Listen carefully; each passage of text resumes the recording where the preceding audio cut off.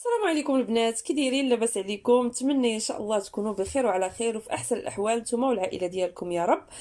فاليوم كما كتشوفوا بغيت نقدم لكم اولا نشارك معكم واحد الوصفه، وصفه ضد الا بغينا نقولوا الكحه اولا السعال البنات. يعني راه صراحه هاد الوصفه هذه كتنفعني وكتنفعني بزاف، خصوصا اننا دابا في فصل الخريف ومقبلين على فصل الشتاء، وحنا كنعرفوا هاد الوقيته هذه الناس اللي عندهم الحساسيه ديال البرد والناس اللي يعني عندهم المناعه ضعيفه، فدغيا كتشد فيهم يعني دغيا كيتاثروا بهاد النزلات ديال البرد وكتشدهم الكحه، وصراحه كتمحن البنات.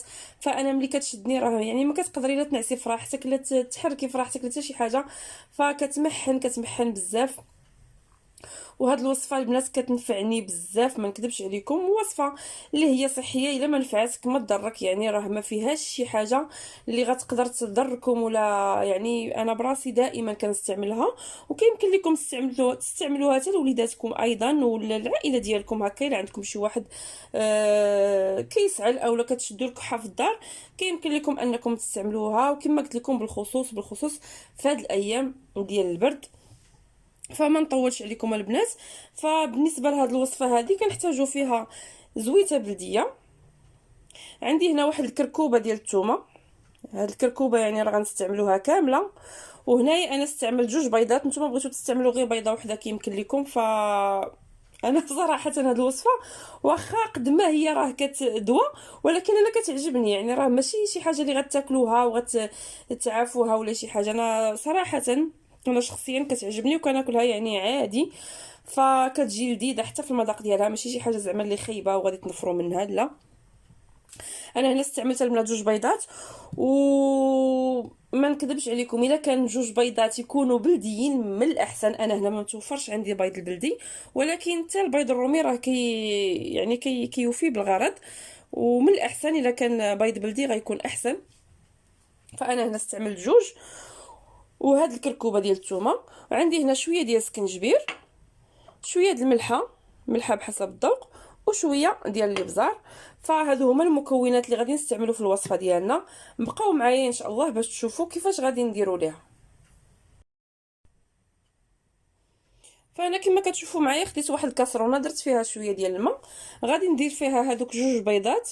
ومن الاحسن البنات هاد الوصفه ما تصايبوها حتى تقربوا تنعسوا، يعني حتى توصل الوقيته فاش صافي قربتوا تنعسوا، من الاحسن انكم تناولوها وهي دافيه وتخشاو في الفراش، يعني ما يضربكمش عليها البرد. فهنايا درت هاد جوج البيضات في الماء، وغادي نضيف عليهم ايضا ديك الكركوبه ديال الثومه، وغادي نديرهم فوق البوطه وغنخليهم يطيبوا. يعني البيض غادي يتسلق، ودوك التويمات ديالنا حتى هما غادي يطيبوا غيوليو زبده البنات. يعني راه هنايا غادي نسلقهم بالقشره ديالهم، فملي غادي يطيبوا غادي يوليو يعني ساهلين انهم يخرجوا من ديك القشره. المهم ما نحرقش المراحل، خليكم معايا وغتشوفوا الطريقه. دابا هنا غادي نديرهم فوق البوطه وغنخليهم، يعني ما غاديش ياخذوا معكم واحد ربع ساعه اولا ثلث ساعه على ما يتسلقوا ليا، ونعاود نرجع معكم.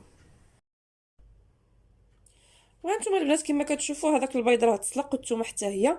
فهنا غادي نحاولوا اننا نقشروا هاد الثومه، يعني نخرجوها من هاد القشره ديالها. فراه ملي كطيب البنات راه كتولي زبده، يعني راه غير بحركه وحده هانتوما البنات كتخرج، يعني راه طايبه مزيان. وكنحاولوا هكا نخويوها من هذيك الجلفه ديالها، وكنحطوها هكا في شي طبيصيل. هانتوما البنات راه كتولي طايبه. وإلا حسيتوا بالبيض انه طاب والثومه كانت باقا، راه كيمكن لكم تحيدوا البيض وكتخليو الثومه حتى كطيب مزيان على خاطرها، وتولي ملي كتخرجوها كتولي بحال اون بوماد بهذا الشكل هذا. فبقاو معايا البنات، انا غنستمر بهذه الطريقه هذه حتى غنكمل هذاك الراس ديال الثومه اللي عندي كامل، ونقشر البيض حتى هو، وننتقلوا ان شاء الله باش نشوفوا الطريقه ديال التحضير ديالها.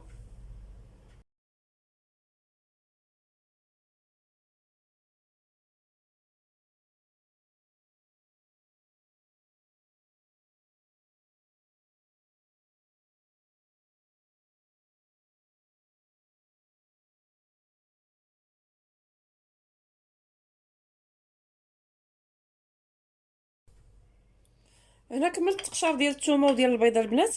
فالبيض هنايا راه ما غاديش نستعملوا البيضه كامله، حنا حاجتنا فقط بهذاك الصفر ديالها.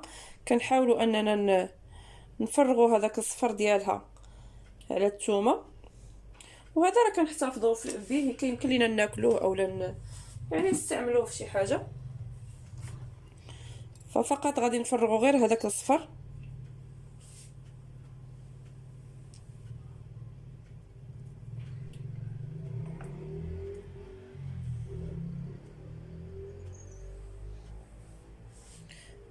فثقوا بيا البنات والله العظيم الا هاد الوصفه زعما فعاله بالنسبه للسعال والكحه هكا. راه كيمكن لكم تستعملوها حتى الوليدات الصغار، يعني كت تقوي المناعه ديالنا، ومزيانه للبرد ومزيانه للكحبه وبزاف ديال الحوايج البنات. وفي نفس الوقت يعني ما فيهاش شي حوايج اللي غادي يضروا بنا، بالعكس العناصر اللي فيها كلهم مزيانين للصحه ديالنا. فهنا غادي نديرو شويه ديال السكينجبير. والسكينجبير كما كنعرفوا حتى هو البنات راه مزيان بزاف للبرد، يعني كنستعملوا غير واحد الكميه هكا صغيره، واحد نص معلقه.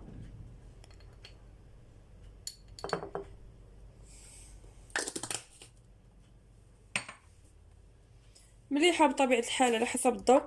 هنا الملحه كنستعملوها غير باش ما تجيناش هاد، يعني ما يجيناش هاد البيض باسل وهاد الثومه.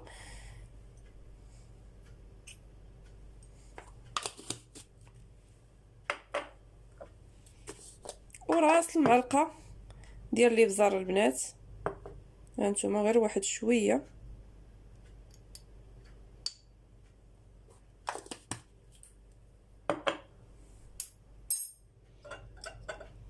وكنزيدوا واحد الكميه لا باس بها من الزيت البلديه. وكنحاولوا اننا ننعسوا هاد العناصر كامله بشي شوكه هكا.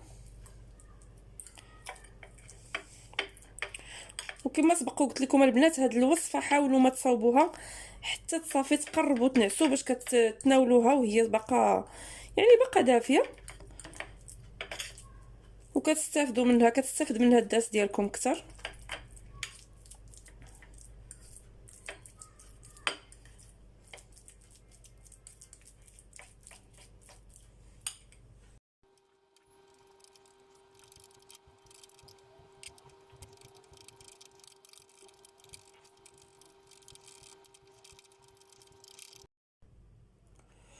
وهذه هي الوصفه ديالنا البنات. كما كتشوفوا كيجي القوام ديالها بحال هذا الشكل هذا. يعني بالنسبه للكميه ديال الزيت البلديه البنات نتوما ماشي مقيدين بشي كميه، يعني عينيكم ميزالكم. انا هنا تقريبا استعملت واحد 3 المعالق كبار او 4. فعلاش ما قديتو زيدوا، راه زيت العود اولا الزيت البلديه راه مزيانه للصحه ديالنا ومزيانه للبرد، ويعني مزيانه لبزاف ديال الحويجات كتنفعنا في الداس ديالنا. وكنتمنى تجربوا هذه الوصفه البنات لوليداتكم ليكم نتوما، يعني اي واحد عندكم في الدار حسيتوا بها كشداتو هاد السعله اولا الكحه، ف ديروا لي هاد الوصفه هذه، راه كتنفع وكتنفع البنات بزاف بزاف. وكما قلت لكم حاولوا انكم تناولوها حتى تبغيو تنعسوا، صافي تمشيو لبلاصتكم وتبغيو تنعسوا. ف غتاكلوا هاد الكميه كامله وراه غتجربوها البنات وغتعرفوني علاش كنهضر. يعني راه تؤكل، راه ماشي شي حاجه اللي غتنفري منها ولا، يعني راه بحال كتاكلي البيض هكا. انا شخصيا كتجيني شي حاجه اللي يعني حتى المذاق ديالها كيعجبني، ماشي شي مذاق اللي هو خايب وصافي. ولو يكون المذاق ديالها خايبه البنات راه غادي تاكلوها، لان شي حاجه اللي غادي تفيدنا في الجسد ديالنا، واللي غادي يعني تداوي لينا شي حاجه في الجسد ديالنا. راه بطبيعه الحال واخا يكون المذاق ديالها خايب راه غادي نصبروا وغادي ناكلوها. فالبنات ما بقى ليا الا نقول لكم بسلامه عليكم والى فيديو قادم ان شاء الله. والبنات الا عجبكم الفيديو ضغطوا جيم وشاركوا الفيديو مع الاصدقاء ديالكم والاحباب ديالكم هكا باش تعم الفائده على الجميع. وما بقى ليا الا نقول لكم السلام عليكم.